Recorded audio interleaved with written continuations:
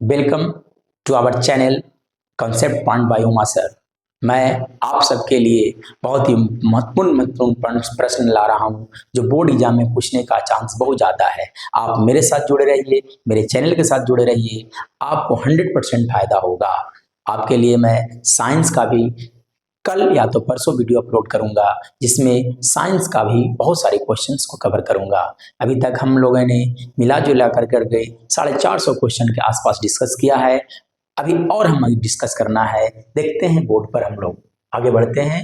देखते हैं 51 नंबर में क्या बोला गया था। देखिए 50 नंबर में क्या बोला गया है कि बिंदु 2 3 की मूल बिंदु से दूरी, तो यानी कि इसका स्क्वायर कर लो, इसका स्क्वायर कर लेंगे, रूट में डाल देंगे, तो रूट 13 आंसर हो गया। चलिए एल समांतर एम तो डी का मान, तो डी का मान निकालने के लिए हम जानते हैं कि अंतः कोणों का योग 180 डिग्री होता है, यानी कि 3D प्लस 50 जोड़ 2D प्लस 20 का जो मान होगा वो 180 डिग्री के बराबर होगा। तो यहाँ दोनों जुट गया था 5D हो गया प्लस 70 बराबर हो गया आपका 180 डिग्री, यानी कि 5D का मान हो गया 180 माइनस 70, 5D का मान हो गया आपका 110, यानी कि D का मान हो गया आपका 22। इसलिए D का जो मान होगा, D का मान जो होगा वो कितना होगा, 22 होगा। ऑप्शन ए जो है वो सही आंसर है। देखिए 53 नंबर में देखा जाए, 5 0 और 0 4 को मिलाने वाले रेखाखंड P 2:3 में अंतः विभाजित करता है, तो P का निर्देशांक यानी कि यहाँ पे लगेगा विभाजन सूत्र। तो देखिए यहाँ पे A मान लेते हैं कि 5,0 दिया हुआ है, यहाँ B मान लेते हैं 0,4 दिया हुआ है, कहीं एक बिंदु P है। रेशियो दिया हुआ है, तो रेशियो मतलब कि AP बाई BP का मान दिया गया है आपका 2:3, यानी कि 2 हो गया और आपका 3 हो गया। तो यहाँ लगेगा विभाजन सूत्र, तो x बराबर लिखेंगे। जब x का मान निकालना होगा तो अनुपात को x कोऑर्डिनेट के साथ गुना करेंगे, x निर्देशांक गुना करेंगे, लेकिन दूर वाला से करेंगे। इस दूर के देखिए x कोऑर्डिनेट कौन सा है, 2, इसके दूर में x कोऑर्डिनेट कौन सा है, ये, तो गुना कर लेंगे। तो दोनों गुना करेंगे तो 2 गुने 0, इसको इससे गुना करेंगे तो लिखा आएगा 5 गुने 3, दोनों को जोड़ लेंगे तो 2 प्लस 3, यानी कि x का मान हो गया आपका 15 बट्टा लिखा जा सकता है 5 कटा यानी कि 3। देखिए x निर्देशांक इसमें 3 है तो सिर्फ और सिर्फ a, यानी कि यही सही होगा। y निर्देशांक निकालने की जरूरत नहीं है, निकालिएगा फिर भी आएगा 8/5। चलिए आगे बढ़ते हैं, देखते हैं 54 नंबर। 54 नंबर में क्या बोला गया था, देखिए ABC की भुजा AB और एवं AC पर बिंदु D एवं E इस प्रकार है कि DE समांतर BC, D समांतर BC है, मतलब इस तरह का एक त्रिभुज है। देखिए इस त्रिभुज ABC हो गया, ठीक है। D और E इस पर एक बिंदु है, यहाँ D है और यहाँ E है। इस प्रकार है कि D जो है वो BC का समांतर है, और AD का मान दिया गया 8 सेंटीमीटर, AB मतलब पूरा का पूरा यहाँ से लेकर के पूरा का मान दिया गया 12 सेंटीमीटर, और देखिए AE का मान दिया है 12 सेंटीमीटर। तो आपसे पूछा जा रहा है C का मान, तो यहाँ पर हम लगाएंगे थेल्स प्रमेय। तो देखिए ये अगर 8 है तो गारंटी की 4 होगा, ठीक है। तो यहाँ थेल्स प्रमेय लगा देते हैं, तो थेल्स प्रमेय के अनुसार चलेंगे तो लिखा जाएगा 8/4 बराबर लिख सकते हैं 12/EC। चलिए क्रॉस मल्टीप्लाई कर लेते हैं, या तो इसको काट लेते हैं, 4 से 2 बार में गया, ये 6 बार में गया, यानी कि EC का मान हो गया 6 सेंटीमीटर, यानी कि 6 सेंटीमीटर जो है वो राइट आंसर होगा। 55 नंबर देखते हैं, क्या बोला गया था, दो समरूप त्रिभुजों के क्षेत्रफल का अनुपात दिया हुआ था, संगत भुजाओं का अनुपात, इसका रूट ले लेना है, रूट लेंगे तो इसका मान आएगा 3:5, यानी कि ऑप्शन नंबर ए जो है वो सही आंसर होगा। चलिए अगला क्वेश्चन देखते हैं हम लोग, क्या बोला गया था, त्रिभुज ABC में AB का मान दिया हुआ है, AC का मान दिया हुआ है, BC का मान दिया हुआ है, तो कोण B का मान पूछा गया है। तो मैं इस तरह से त्रिभुज बना लेता हूं, देखिए AB और एक क्या हो गया, C हो गया। तो देखिएगा AC का मान दिया है 12, BC का मान दिया हुआ है 6, ये हो गया 6, और आपका BC AC का मान 12 और AB का मान दिया गया 6√3। चलिए इसमें से किसी भी अगर किसी भी दो का स्क्वायर जोड़ दो का स्क्वायर करने के बाद यदि जोड़ेंगे और तीसरे के बराबर आ जाएगा तो हम कह सकते हैं कि वो त्रिभुज होगा समकोण त्रिभुज। देखते हैं, पहले हम इसका स्क्वायर कर लेते हैं। ए बी का स्क्वायर जो आएगा वो आएगा आपका 6 का स्क्वायर 36, 36 गुने 3 हो गया 108। फिर हम निकाल लेते हैं BC का स्क्वायर, तो BC का स्क्वायर आएगा आपका 36 और आपका AC का स्क्वायर आप कीजिएगा तो AC का स्क्वायर आएगा 144।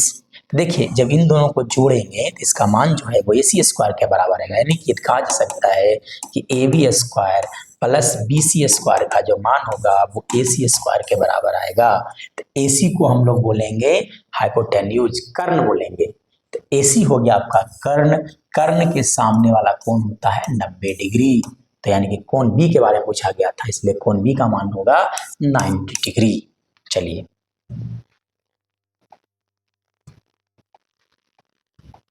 अगला क्वेश्चन देखा जाए।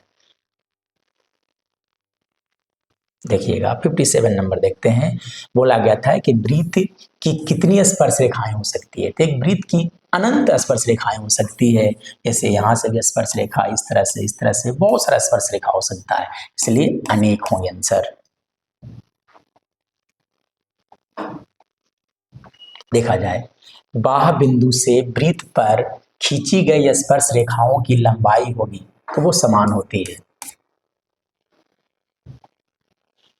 59 देखा जाए, देखा जाए, बोला गया है आकृति में यदि टीपी आपका टीक्यू केंद्र ओ वाले वृत्त की दो स्पर्श रेखाएं, ये दोनों जो देख रहे हैं आप स्पर्श रेखाएं हैं, इस प्रकार है कि कोण पीओ क्यू का मान दिया 110 डिग्री। तो आपसे पूछा गया ई वाला कोण, तो ये दोनों कोणों का ये 180 डिग्री होता है, ये 110 दिया हुआ है तो ये हो जाएगा आपका 70 डिग्री, इसलिए 70 डिग्री जो है वो सही आंसर होगा।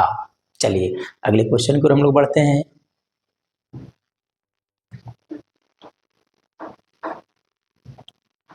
60 नंबर, वृत्त के केंद्र पर बना कोण होगा तो 360 डिग्री।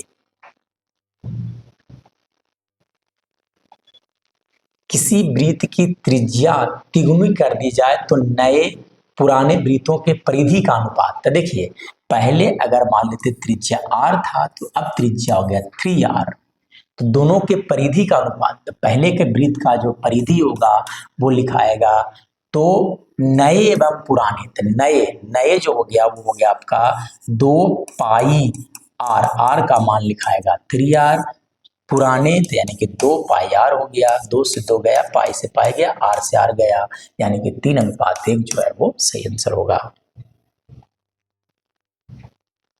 चलिए, दो संकेंद्रीय वृत्तों द्वारा परिबद्ध क्षेत्रफल होगा, क्षेत्रफल का मान पूछा गया है।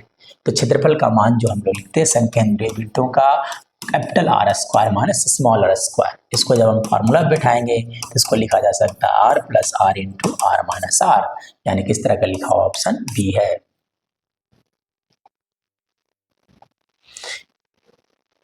एक घन होगा, एक घन का संपूर्ण क्षेत्रफल दिया हुआ है, तो घन का संपूर्ण क्षेत्रफल होता है 6a स्क्वायर का मान हो गया 486। घन की भुजा होगी, तो देखिए इसको पहले हम काट लेते हैं, काटेंगे तो ये आ जाएगा आपका 81 बार में, यानी कि ए का मान हो गया आपका 9, यानी कि 9 सेंटीमीटर है जो सही आंसर होगा।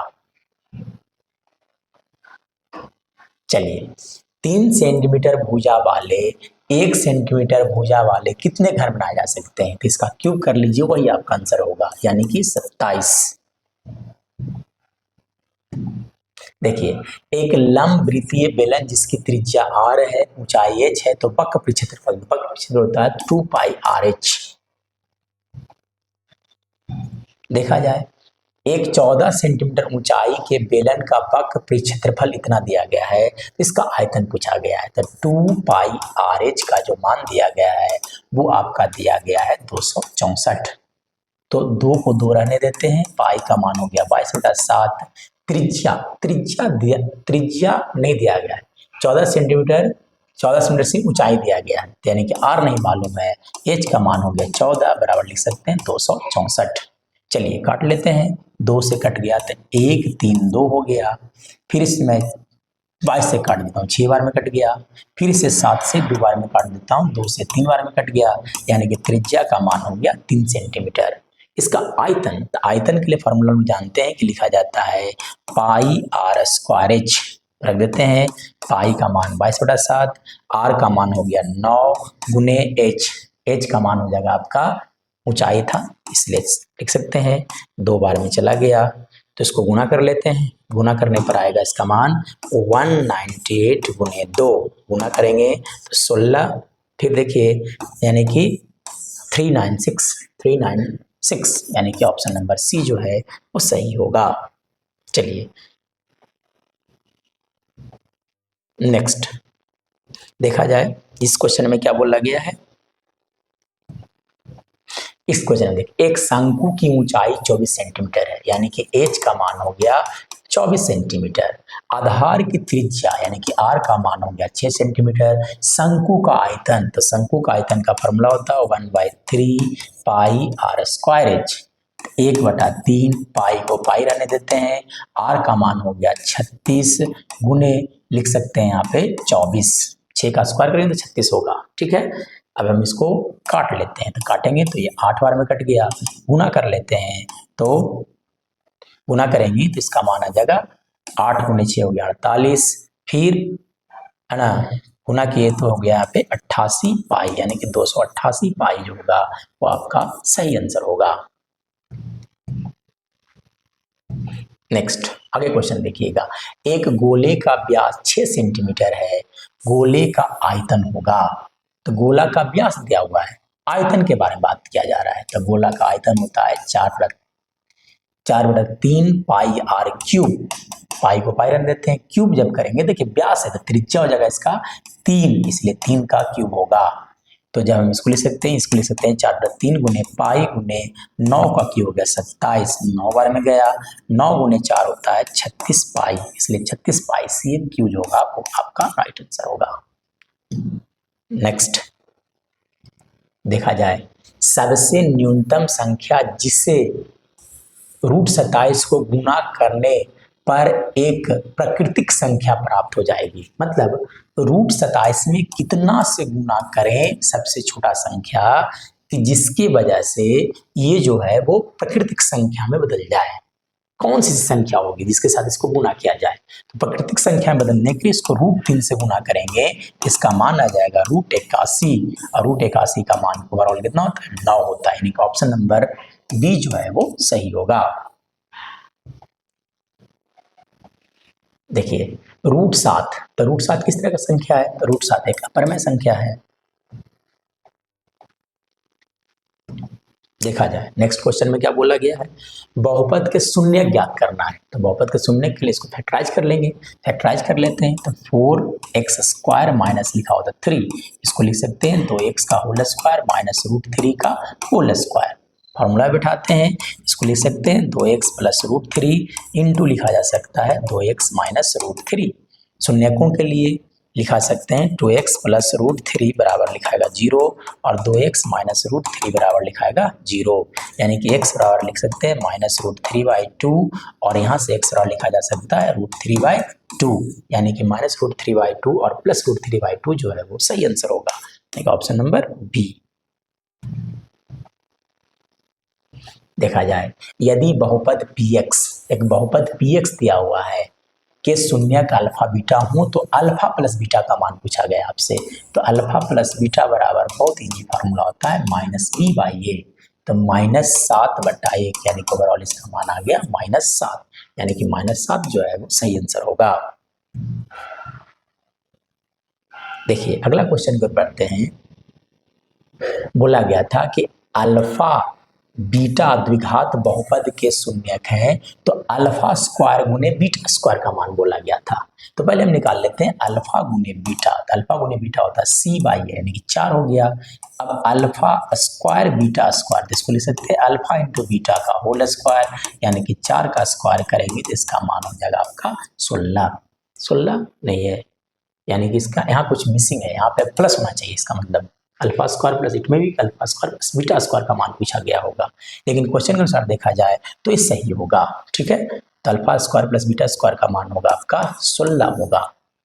चलिए नेक्स्ट आगे की ओर बढ़ते हैं।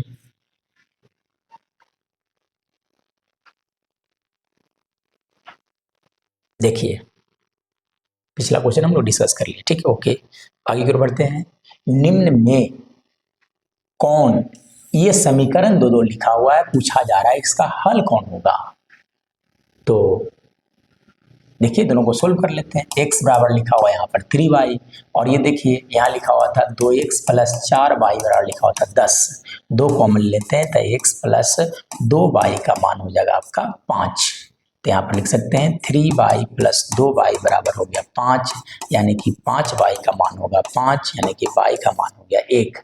तो y का मान 1, देखिए इसी ऑप्शन नंबर बी जो है वो सही होगा। चलिए एपी का सार बनकर, तो एपी का सार बनकर निकालते हैं T2 माइनस T1, यानी कि √8 माइनस हो जाएगा आपका √2। तो √8 को लिख सकते हैं 2√2 माइनस √2, इसको काटने के बाद आ जाएगा आपका √2, इसलिए √2 जो है वो राइट आंसर होगा। 76 नंबर देखा जाए। 76 नंबर में क्या बोला गया है, किसी समांतर श्रेणी का प्रथम पद यानी कि a का मान हो गया -2, सार्व अंतर 2 है यानी कि d का मान हो गया 2, तो तीसरा पद पूछा जा रहा है। तो यानी कि प्रथम पद -2, अगला 2 जुट जाएगा तो 0 हो जाएगा, 2 जोड़ेंगे तो 2 हो जाएगा, तीसरा पद, तो तीसरा पद इसका होगा 2, यानी कि ऑप्शन बी सही था। देखिए निम्नलिखित में से √2 किसके बराबर होता है, तो √2 किसका मान होता है, 1/sin45 का मान होगा। नेक्स्ट cot थीटा बराबर लिखा हुआ था 1/√3, तो आपसे पूछा गया था कि थीटा का मान होगा यानी कि 30 degree. tan square theta minus sec square theta, तो देखिए 1 + tan स्क्वायर थीटा बराबर लिखा जाता है सेक स्क्वायर थीटा। तब आपसे पूछा गया था tan square theta minus sec square theta का मान होगा -1, इसलिए -1 जो है वो सही आंसर होगा। देखिए अगला question, sine square theta plus cos square theta का जो मान होता है वो 1 होता है। देखिए इसका मान पूछा गया था, इसको 1 + कॉट स्क्वायर को लिख सकते हैं हम लोग कॉसेक स्क्वायर थीटा, और 1 + tan स्क्वायर को लिखा जा सकता है सेक स्क्वायर थीटा। इसको फर्दर लिखा जा सकता है 1/sin स्क्वायर थीटा, और इसको लिख सकते हैं 1/cos स्क्वायर थीटा, यानी कि फाइनली लिखाएगा cos square theta by sin square theta का मान हो जाएगा आपका cot स्क्वायर थीटा, यानी कि cot स्क्वायर थीटा जो है वो राइट आंसर है। देखिए 82 नंबर में देखा जाए क्या बोला गया था, बोला गया था 4 × sin 18 डिग्री गुने लिखा गया था सेक 18 डिग्री, गुने क्या लिखा हुआ था सेक 72 डिग्री लिखा गया था, ठीक है। तो 4 × sin 18 को हम लिख सकते हैं sin 90 - 72 गुने हो जाएगा आपका सेक 72 हो जाएगा, क्या लिख सकते हैं इसको हम सेक 72 डिग्री। चलिए तो 4 × sin 90 में थीटा होता है cot थीटा, यानी कि cos 72 गुने हो गया आपका सेक 72, और सेक गुने cos होता है 1, इसलिए इसका मान हो जाएगा 4, यानी कि ऑप्शन नंबर ए जो है वो सही होगा। 83 नंबर देखा जाए क्या बोला गया था, एक मीनार के पाद बिंदु होना चाहिए यहाँ पर, ठीक है, बिंदु से 100 मीटर की दूरी, एक मीनार है इसके पाद बिंदु से 100 मीटर की दूरी है ना, से इसके शिखर का उन्नयन कोण, इसके शिखर को देखते हैं तो उन्नयन कोण बनता है 60 डिग्री। तब आपसे पूछा गया था कि मीनार का ऊंचाई, यानी कि मीनार का ऊंचाई क्या होगा, तो हम लिख देते हैं इसको एक थोड़ा देर के लिए, ठीक है। तो लिख सकते हैं tan 60 बराबर लिखा जा सकता है P/B, यानी कि x/100, tan 60 का मान होता है √3, x बटा हो गया 100, इसलिए x का मान आ गया 100√3, यानी कि 100√3 जो है वही राइट आंसर होगा, ऑप्शन ए। चलिए अगला क्वेश्चन देखते हैं, 10 मीटर ऊंची मीनार के शिखर से पृथ्वी पर एक बिंदु का अवनमन कोण, तो 10 मीटर एक ऊंची मीनार है, इसके पृथ्वी पर कोई एक बिंदु है, एक बिंदु यहाँ पर है, इसके इसका अवनमन कोण दिया गया, यानी कि ये वाला कोण दिया गया आपका 30 डिग्री, तो ये 30 होगा, तो ये भी 30 होगा एक अंतर कोण से। तो बिंदु की मीनार के आधार से दूरी पूछा गया है, बिंदु की मीनार की दूरी, इसका यानी कि ये दूरी पूछा गया, ए बी पूछा गया है, इसको मैं सी लिख देता हूँ। चलिए तो फिर से लगा देते हैं, tan 30 डिग्री, तो tan 30 डिग्री बराबर लिख सकते हैं tan 30 यानी कि 10 बटा लिखा जा सकता है आपका ए बी। tan 30 का मान होता है 1/√3 बराबर हो जाएगा 10 बटा ए बी, यानी कि ए बी का मान होगा 10√3 मीटर, यानी कि आंसर हो गया आपका 10√3। ऑप्शन ए जो है वही सही होगा। नेक्स्ट, बिंदु 5-2 को x अक्ष से दूरी होगा, इसका दूरी के बारे में बात किया जाता है x अक्ष से। तो देखिए x अक्ष से क्या दूरी होगी, तो देखिएगा 5-2, तो 5 इधर होगा, -2 इधर कहीं होगा, का x अक्ष से दूरी तय हो गया 5-2, तो ये जो दूरी होगा वो इसी के बराबर होगा, तो वो वाला मान होगा -2, इसलिए -2 जो है वो सही आंसर होगा। चलिए 86 नंबर में हम लोग आते हैं, 5-3 किस चरक में, दोनों नेगेटिव, तो दोनों नेगेटिव होता है आपका तृतीय में, इसलिए तृतीय सही होगा। चलिए 87 नंबर देखते हैं, बिंदु ए बी तथा -a के बीच की दूरी, तो दूरी सूत्र लगाएंगे, तो दूरी सूत्र लगाएंगे तो इसमें से इसको घटा लेते हैं, तो a + a गुने प्लस का होल स्क्वायर जोड़ b + b का होल स्क्वायर होगा, तो a + a का मान हो गया आपका 2a का होल स्क्वायर, जोड़ लिखाएगा आपका 2b का होल स्क्वायर, 2a का होल स्क्वायर हो गया आपका 4a स्क्वायर, जोड़ लिखा गया 4b स्क्वायर, 2 बाहर आ जाता है, रूट में लिखा जाएगा a स्क्वायर जोड़ b स्क्वायर, यानी 2 गुने √a स्क्वायर जोड़ b स्क्वायर जो है वही सही आंसर होगा। चलिए आगे क्वेश्चन की ओर बढ़ते हैं, क्वेश्चन नंबर 88 देखते हैं, आकृति में D समांतर BC है, D जो देख रहे हैं वो BC का समांतर है, AD का मान दिया हुआ 4, AD हो गया आपका 4, BD का मान दिया हुआ 6, ये हो गया आपका 6, AE का मान दिया हुआ है 5, यही हो गया आपका 5, ठीक है। EC का मान पूछा जा रहा है, तो फिर से यहाँ पे लग गया थेल्स पर मैं, यानी कि 4/6 बराबर लिख सकते हैं 5/x, इसे मैं x लिख देता हूँ, तो क्रॉस मल्टीप्लाई करने पर इसका जो मान आएगा वो लिख सकते हैं 4x बराबर 30, इसलिए x बराबर लिख सकते हैं 30/4, कटेगा तो 15/2 आ जाएगा, 15/2 का मान होता है 7.5, यानी कि 7.5 सेंटीमीटर जो होगा वही सही आंसर होगा। चलिए अगला क्वेश्चन देखते हैं हम लोग, 88 के बाद देखते हैं हम लोग 89 नंबर। 89 नंबर देखिए, एल समांतर एम है, तब आपसे पूछा गया है कि x का मान क्या होगा, तो इसको बोलते हैं एकांतर कोण, और एकांतर कोण आपस में बराबर होते हैं, यानी कि 3x + 20 बराबर लिख सकते हैं 2x + 10। चलिए भेज देते हैं, तो भेजेंगे तो ये लिखाएगा 3x - 2x बराबर 10 - 20 लिखाएगा। जब इसको सिंप्लीफाई करेंगे तो x का मान हो गया -10, इसलिए -10 जो होगा सही आंसर होगा। एक बार क्रॉस चेक कर दिया जाए, 3x + 20 बराबर लिखाएगा 2x + 10, इसको भेज दिए 2x हो गया, यानी कि -10 होना चाहिए था, यहाँ कुछ मिसिंग है डाटा, इसलिए -10 जो होगा वही राइट आंसर होगा, x का मान -10 होगा।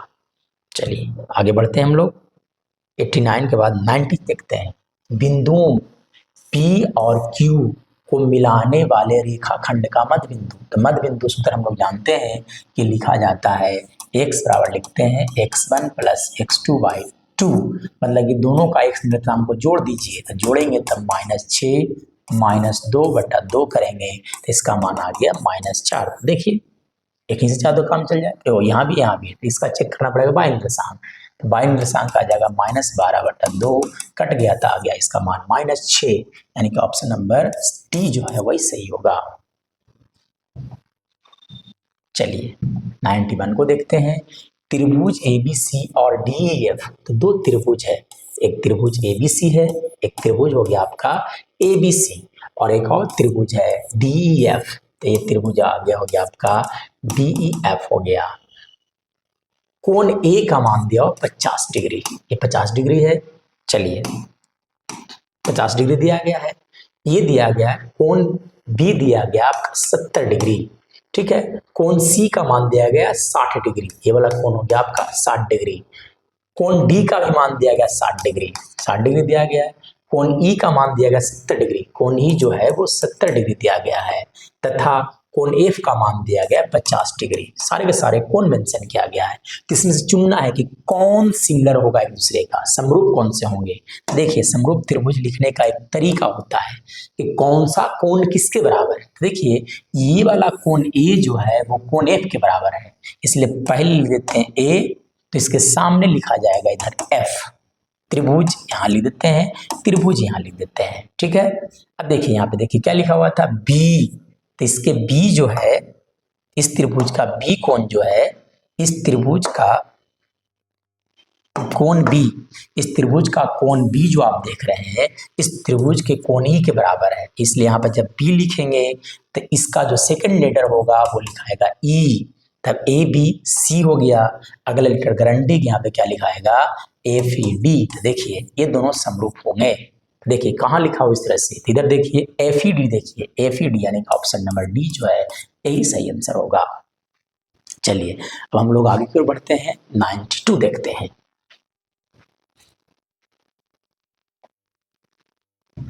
देखिए 92 में क्या बोला गया, दो समरूप त्रिभुज के भुजाओं का अनुपात है तो उनके क्षेत्रफलों का अनुपात, क्षेत्रफल का अनुपात निकालना हो, इसका स्क्वायर कर लेंगे, यानी कि 16:81 जो है वही आपका सही आंसर होगा। चलिए आगे बढ़ते हैं, 93 नंबर को चेक करते हैं। एक त्रिभुज की भुजाएं 9 से 3 सेंटीमीटर 4, 5 दी हुई है तो त्रिभुज किस तरह का होगी। 3, 4, 5 अगर हुए तो जरूर है कि समकोण त्रिभुज होगा। आगे बढ़ते हैं, देखते हैं 94 नंबर। 94 नंबर में क्या बोला गया है, वृत्त पर के एक बिंदु से स्पर्श रेखा की संख्या अनंत होती है। देखिए 95 नंबर में देखा जाए, यदि एक बिंदु P से O केंद्र वाले किसी वृत्त पर PA PB, देखिएगा एक वृत्त जिसका केंद्र O है, दो PA और PB हो गया, ये P लिखा हुआ है, PA हो गया और क्या हो गया PB हो गया। दो स्पर्श रेखाएं परस्पर 60 डिग्री पर झुके हुए हैं, झुकी हो तो कोण POA का मान पूछा गया है। POA का मान पूछा गया है। तो देखिए ये पूरा का पूरा कोण जो होगा वो 120 डिग्री होगा, 120 को आधा कर लेंगे तो ये हो जाएगा 60 डिग्री, यानी कि 60 डिग्री जो है वो राइट आंसर होगा। चलिए 96 नंबर देखते हैं, किसी वृत्त की त्रिज्या आधी कर दी जाए तो पुराने तथा नए वृत्तों के परिधियों का अनुपात पूछा गया था। तो देखिए पहले अगर मान लेते हैं, पहले त्रिज्या r था तो अब कर दिया गया r/2, तो पुराने तथा नए, इसको इस तरह से नहीं लिखते हैं, पुराने तथा नए का पूछा गया, पहले त्रिज्या r था तो अब त्रिज्या हो गया आधा, r/2 हो गया। तो वृत्त का परिधि का फॉर्मूला जानते हैं, 2πr लिखा जाता है, यहाँ लिखाएगा 2πr/2 लिखाएगा, 2 से 2 गया, r से r भी गया, यानी कि 2/1, इसलिए 2:1 जो है वही सही आंसर होगा। देखा जाए दो संकेंद्रीय वृत्तों की त्रिज्याएं क्रमशः 3 व 4 हैं तो इन वृत्तों से परिबद्ध क्षेत्र का क्षेत्रफल निम्न में से होगा। तो संकेंद्रीय वृत्तों के लिए फॉर्मूला जानते हैं, लिख सकते हैं लिख सकते हैं πr² माइनस लिखा जाता है r², यानी कि पाई गुने r का मान हो गया 4 का स्क्वायर माइनस 3 का स्क्वायर, तो पाई का मान होता है 22/7, 4 का स्क्वायर हो गया आपका 16 माइनस 9, यानी कि 22/7 गुने आएगा 7 से 7 कट गया, इसलिए राइट आंसर होगा आपका 22, यानी कि 22 सेंटीमीटर स्क्वायर जो है वही राइट आंसर होगा। चलिए आगे क्वेश्चन को बढ़ते हैं, 98 नंबर को देखते हैं हम लोग। एक घन 125 cm³ है, एक घन का आयतन दिया गया 125 cm³, तो उसका कुल पृष्ठ क्षेत्रफल क्या होगा ये पूछा गया है। तो घन का आयतन का फॉर्मूला जानते हैं, a³ बराबर लिख सकते हैं 125, इसलिए a बराबर हो जाएगा √125, √125 होता है 5 सेंटीमीटर, इसलिए घन का जो आपका ये भुजा का लंबाई हो गया वो हो गया 5 सेंटीमीटर। कुल पृष्ठ क्षेत्रफल, कुल पृष्ठ क्षेत्रफल होता है 6 इंटू ए स्क्वायर, यानी कि 6 गुने 5 का स्क्वायर हो गया 25, 25 गुने 6 हो गया आपका 150, यानी कि 150 सेंटीमीटर स्क्वायर जो है वही राइट आंसर होगा।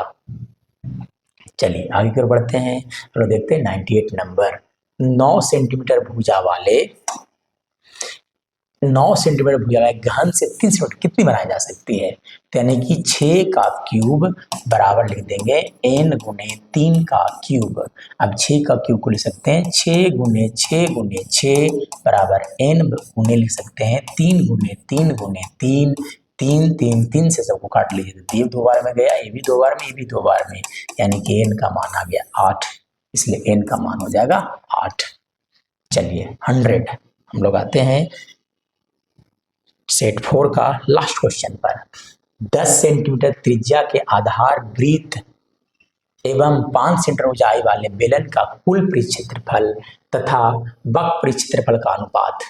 तो कुल पृष्ठ क्षेत्रफल, तो कुल पृष्ठ क्षेत्रफल का फॉर्मूला होता है 2 pi r h plus 2 pi r square. वक्र क्षेत्रफल के लिखते हैं 2 पाई आर एच, तो ऊपर से कॉमन दिख रहा होगा आपको 2 पाई आर, तो बच जाएगा सिर्फ h प्लस आर, नीचे में लिखेंगे तो 2 pi r into h, 2 pi r से 2 पाई आर गया।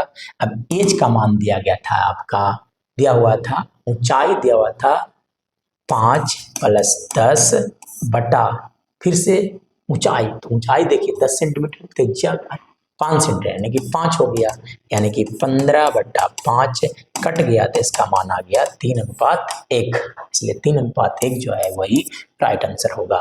इस तरह से हमने सेट 4 का भी 100 क्वेश्चन कंप्लीट कर लिया है। उम्मीद करते हैं कि इन सभी वीडियोस से आपको फायदे हो रहे होंगे और उम्मीद करते हैं कि आप ढंग से मेहनत कर रहे होंगे ताकि आपका नंबर मेरे हेल्प से और आपके मेहनत से कम तो 95% से ऊपर आना चाहिए। That's all dear students.